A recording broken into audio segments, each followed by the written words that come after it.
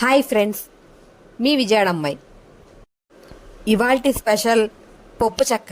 అదే అండి, చిక్కీ. పిల్లలు ఎంతో ఇష్టంగా తినే ఈ పప్పు చెక్క ఎలా చేయాలో చూద్దాం. 1 కప్పు వేరుశనగ గుళ్ళు వేసి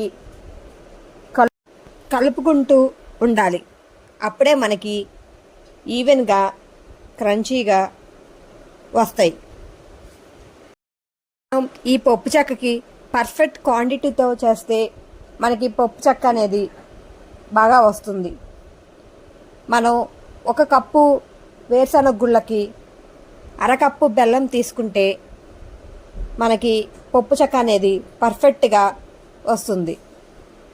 ఇప్పుడు మనం ఈ వేరుశనగ గుళ్ళు ఇలాగా వేయించుకుంటూ మనకి కొంచెం బ్రౌనిష్గా కనపడుతూ వచ్చేంతవరకు వేయించుకుంటూ ఉండాలి. ఇలా వేగాక మనము పక్కన పెట్టుకొని మనం పొయ్యి ఆఫ్ చేసి చల్లారేంత వరకు పక్కన పెట్టుకోవాలి. వేడి చల్లారాక మనం వీటిని పొట్టు తీసుకొని బద్దలుగా చేసుకోవాలి. ఇలా మనం బద్దలుగా చేసుకున్న వేరుశనగ గుళ్ళు మనం ఒక పక్కన పెట్టుకొని మనం బెల్లము సన్నగా తురుముకొని మనం ఒక బాండీలో వేసుకొని దాంట్లో కొంచెం వాటర్ వేసుకొని ఇలా మిక్స్ చేస్తూ ఉండాలి. లో ఫ్లేమ్లో పెట్టుకొని మిక్స్ చేస్తూ ఉంటేనే మనకి అడుగు అంటకుండా ఉంటుంది.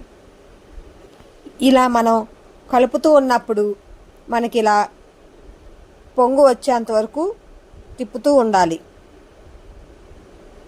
దీనిలోనే మనం ఇలాచీ పౌడర్ వేసి దీంట్లో మళ్ళీ తిప్పుకుంటూ ఉండాలి. ఇలా తిప్పుతున్నప్పుడు దీనిలో గీ వేస్తే టేస్ట్ వస్తుంది.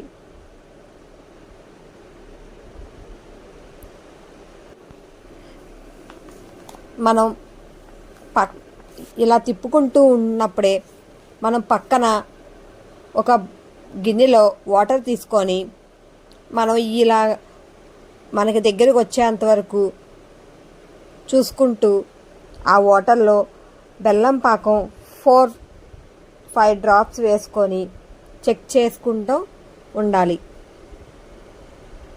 ఇలా చెక్ చేసుకునేటప్పుడు మనకి ఇంకా బిగకుండా ఉన్నప్పుడు మళ్ళీ తిప్పుకుంటూ ఉండాలి. చూశారు కదా, ఇంకా పాకం దగ్గరికి రాలేదు. ఇలా తిప్పుకుంటూ మనం లో ఫ్లేమ్లోనే పెట్టుకుంటూ మరొకసారి మళ్ళీ కొంచెం పాకం తీసుకొని వాటర్లో ఒకసారి చెక్ చేసుకోవాలి. మనకి ఉండ చేసేటప్పుడు మళ్ళీ ఉండ అవుతుందా లేదా అని చూసుకోవాలి. మనకి ముదురు పాకం వస్తున్నప్పుడు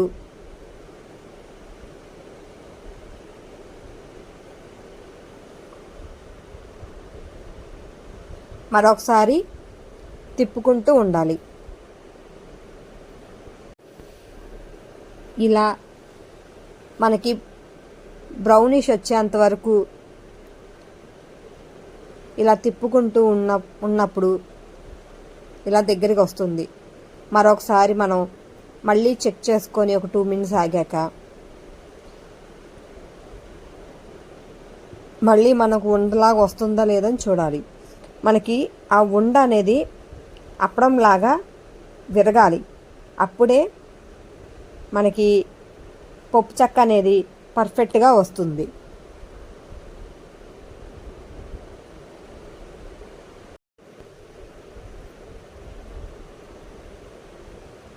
చూపించిన విధంగా మనకి ఇలాగా పాకం అనేది దగ్గరగా వచ్చేయాలి.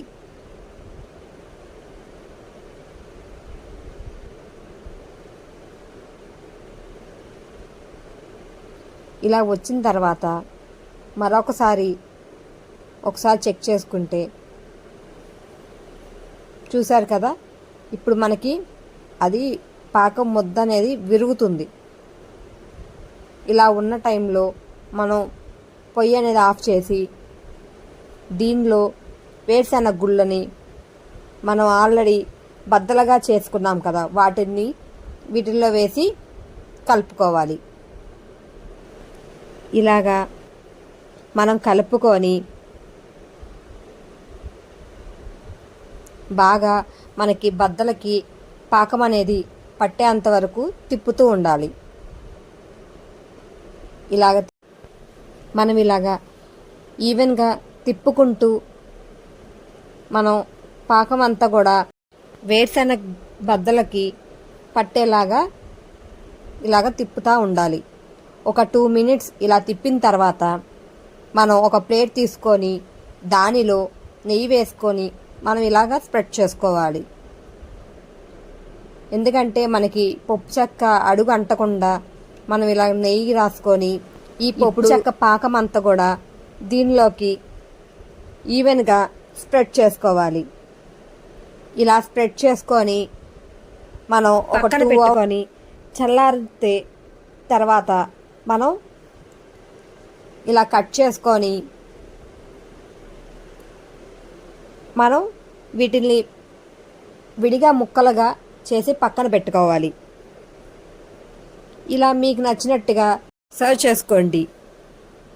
మీకు ఇది నచ్చితే ప్లీజ్ సబ్స్క్రైబ్ చేసుకోండి, లైక్ అండ్ షేర్ చేయండి.